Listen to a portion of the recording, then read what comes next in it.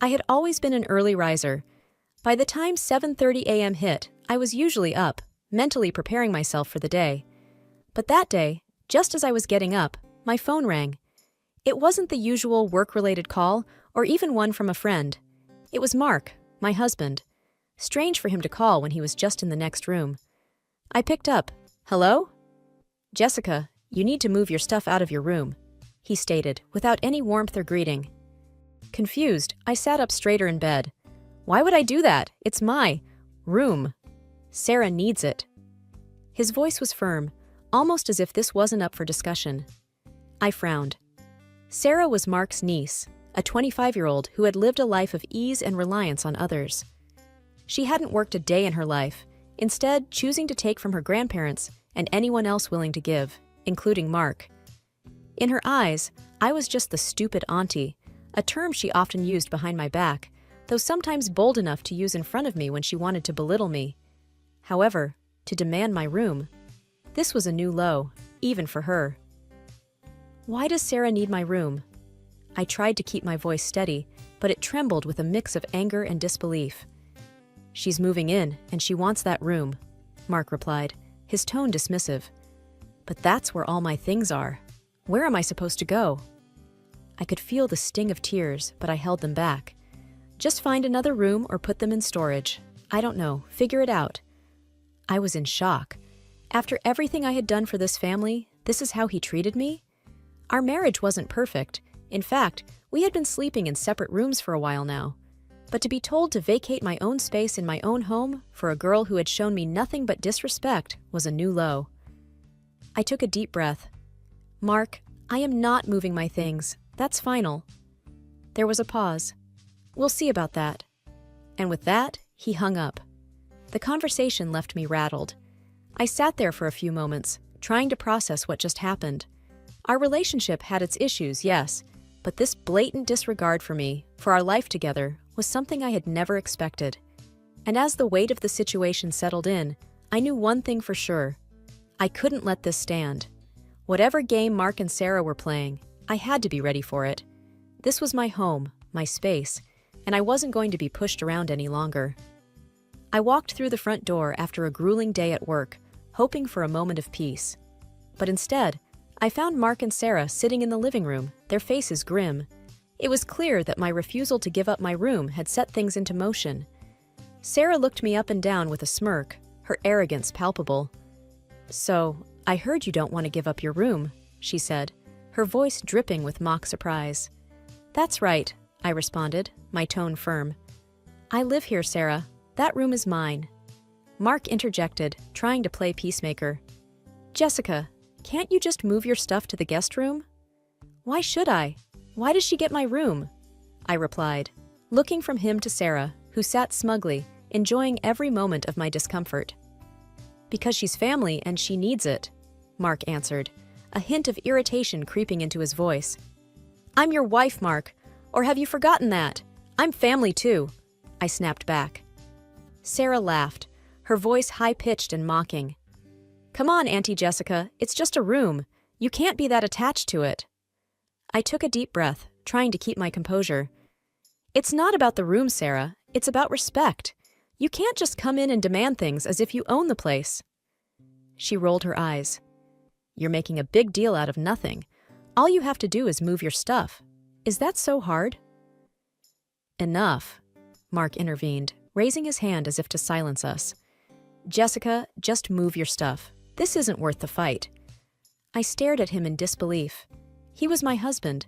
He should have been on my side. Instead, he was siding with a niece who had repeatedly shown disdain for both him and me.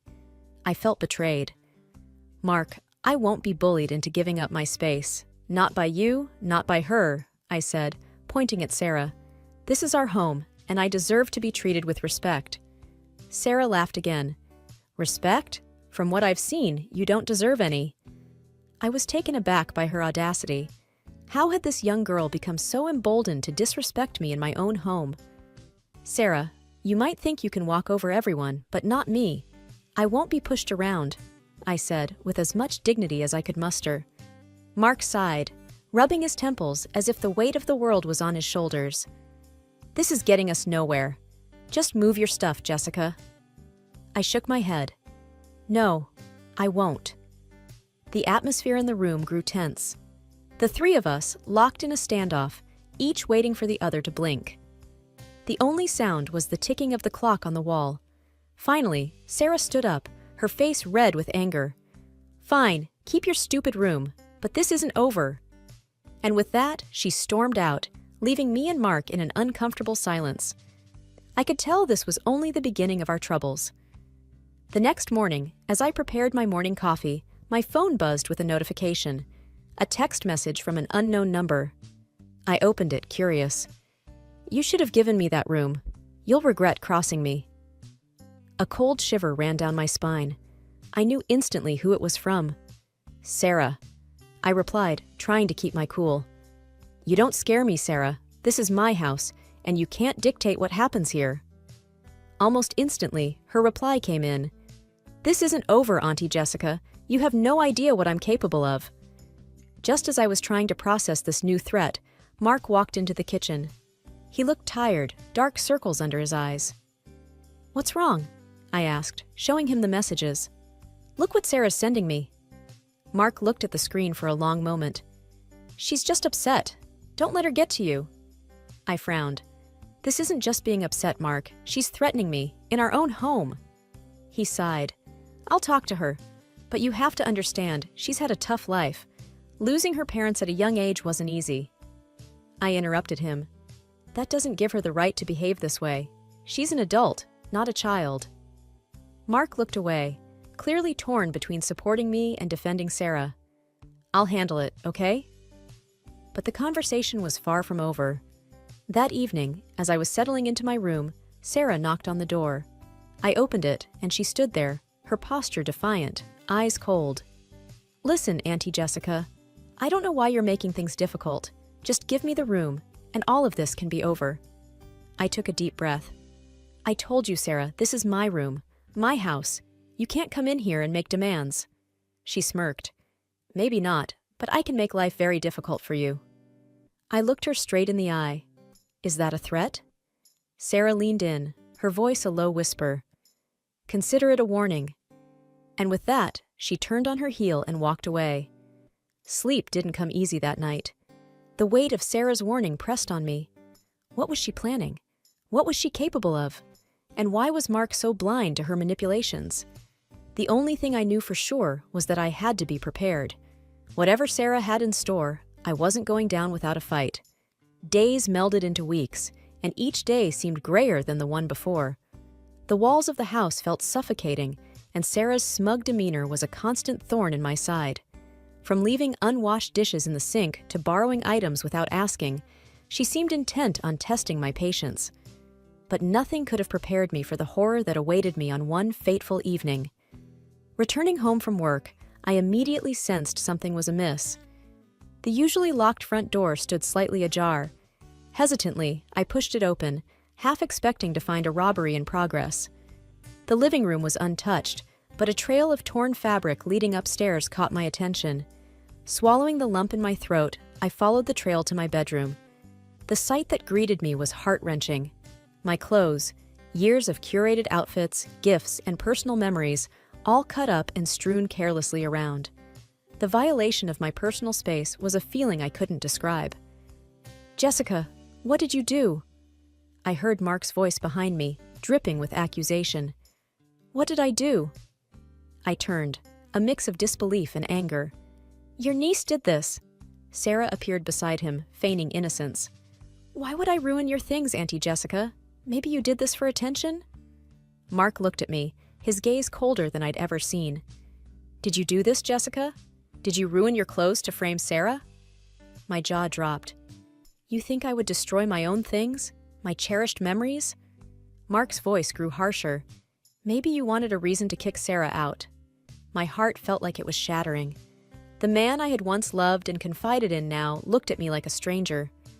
I can't believe you'd think that of me. Sarah smirked from behind Mark, enjoying every moment of my pain. Maybe you should have just given me the room. None of this would have happened. I backed away, tears streaming down my face. I thought we were a team, Mark. How could you choose her over me? Mark's face was impassive. Maybe if you'd been more understanding, none of this would have happened. You brought this on yourself. The weight of his words was crushing. It was clear I had lost not only my clothes, but also my partner. The realization was devastating. That night, I packed a bag, knowing I couldn't stay in a house where I felt so alone and betrayed. I had lost the battle for the room, but the war for my dignity was just beginning. The weight of the past few weeks felt like 100 bricks pressing down on my chest. Every look, every word exchanged in that house, they all came rushing back.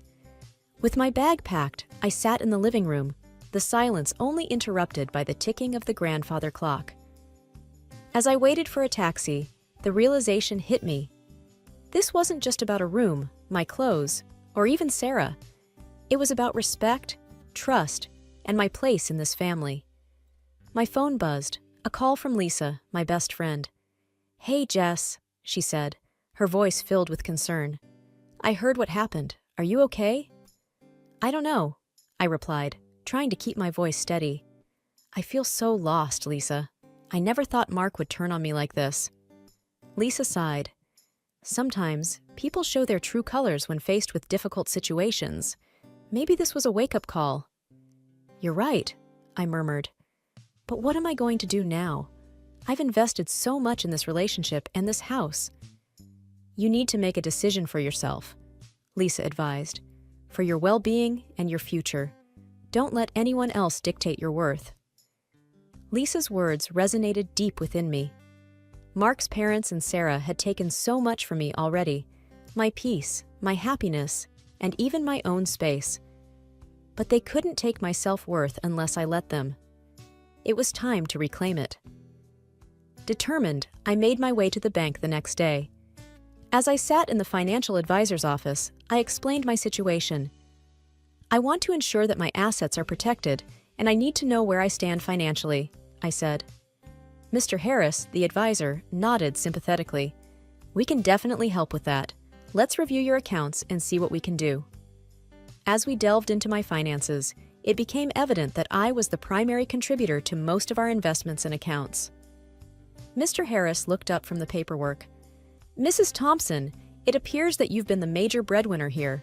If you decide to divorce, you have a strong case for a significant portion of these assets." My heart raced. Divorce.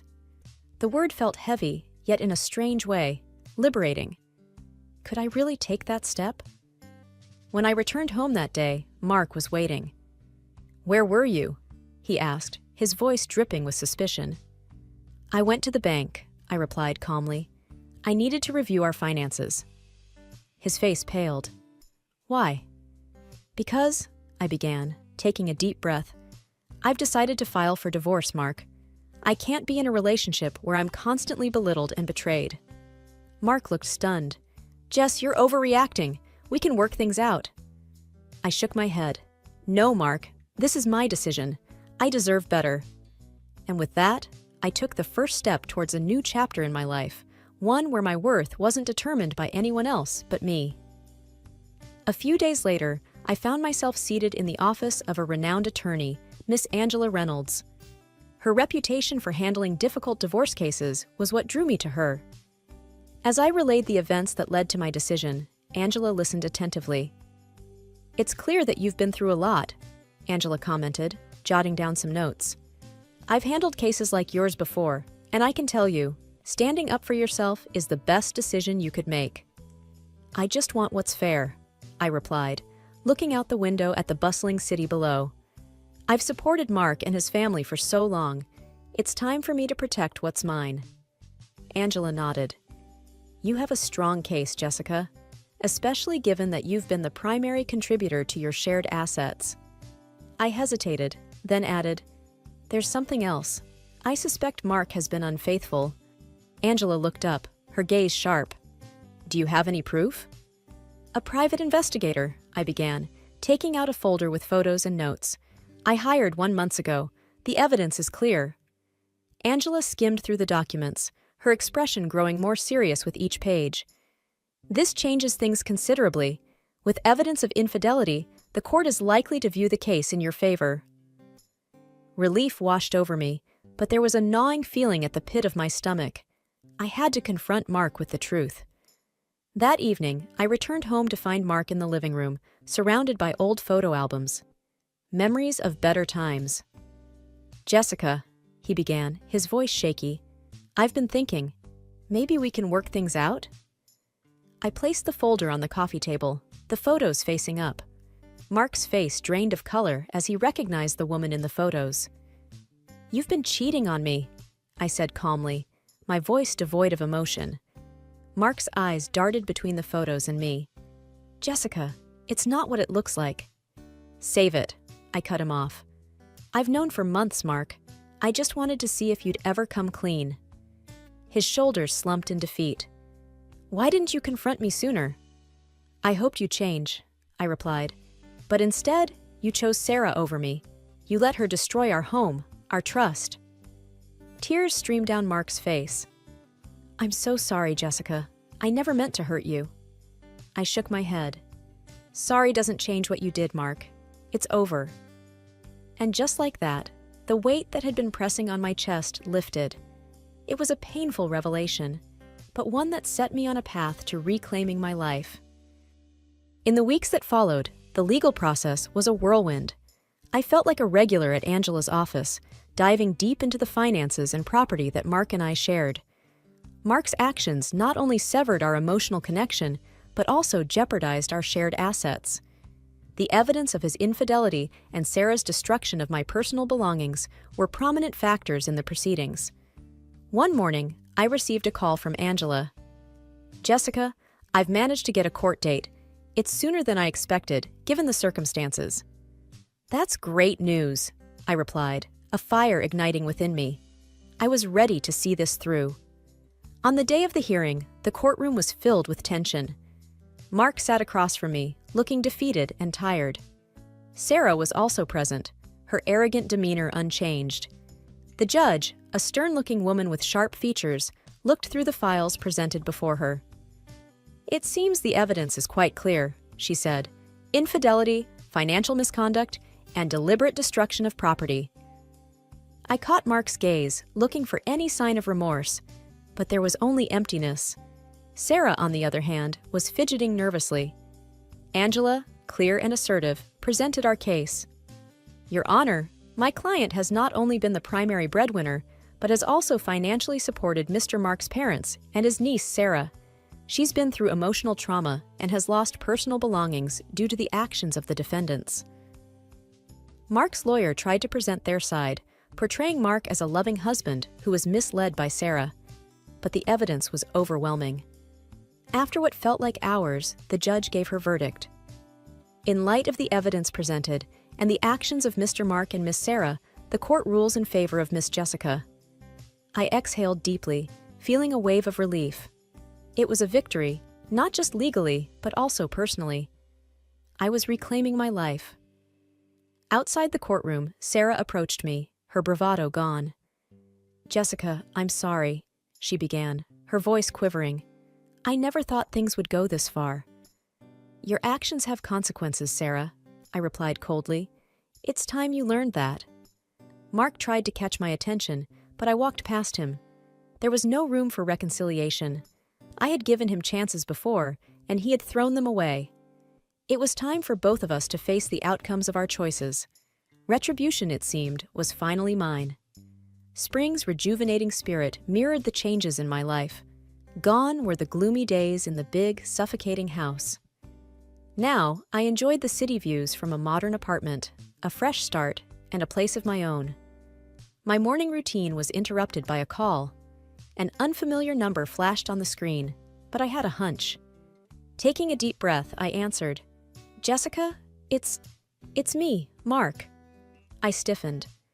"Why are you calling, Mark?" His voice, a mix of desperation and hope, came through. "Things have changed, Jessica. I realize now how wrong I was. Everything's fallen apart since you left. I was wondering—" "Get to the point," I said curtly. "I need you, Jessica," he blurted out. "Financially, everything's a disaster. Sarah took advantage of my bank accounts, ran up huge debts. We had to move in with my parents.